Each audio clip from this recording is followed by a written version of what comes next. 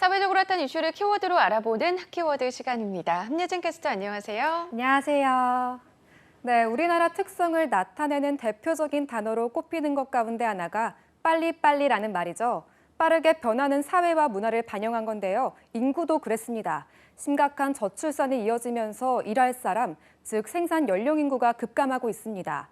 2050년이면 주요 지방 대도시에는 일할 사람이 지금의 절반밖에 남지 않는다는 전망도 나오는데요. 핫키워드에서 짚어보겠습니다. 네, 그래서일까요? 얼마 전 이 테슬라의 CEO 일론 머스크가 우리나라 출산율에 대해서 걱정하는 이야기를 남기기도 했죠.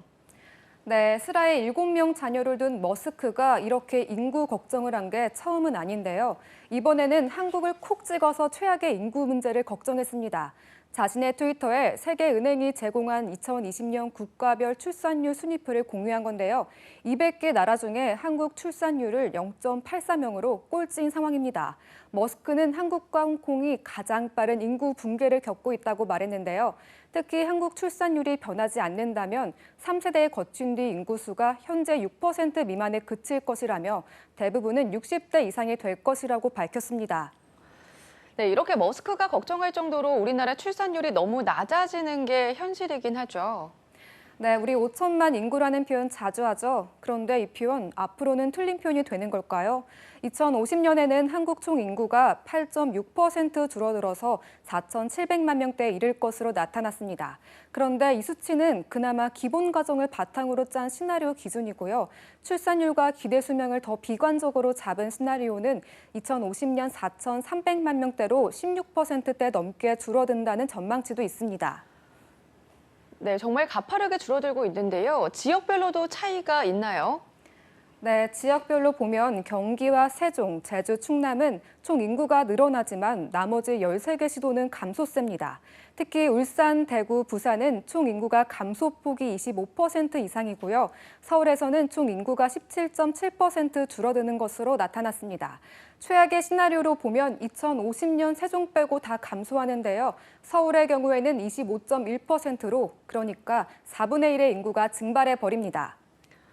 네, 인구가 줄어든다 이렇게만 듣다가 지역별로 산정해 보니 체감이 확 되는데 결국 일할 사람이 줄어들 수밖에 없겠어요. 네, 생산 연령 인구를 보통 15세에서 64세로 보고 있는데요.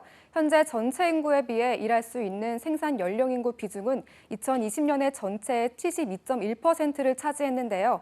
30년 동안 35% 넘게 줄어들어서 생산 연령 인구가 전체 인구의 절반을 가까스로 넘게 됩니다.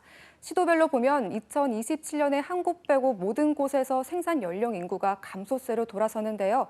2050년이 되면 대구, 부산의 감소율은 50%에 육박했습니다.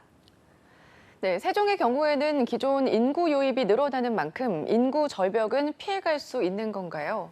네, 딱 한 곳 빼고 늘어난 곳을 꼽으라면 바로 세종인데요. 최근 주거 같은 이유로 인구가 유입되면서 50% 가까이 늘어날 것으로 예상됩니다. 이렇게 일할 사람은 줄고 고령화는 계속되면서 전남과 경북, 전북, 강원에서는 생산 연령 인구가 노인 1명 이상을 부양해야 할 것으로 나타났습니다. 네, 실제로 지역에서 일하는 인력도 계속해서 줄어들고 있다면서요. 네, 울산광역시를 보면요. 조선과 자동차를 주축으로 젊은 산업도시로 불려왔죠.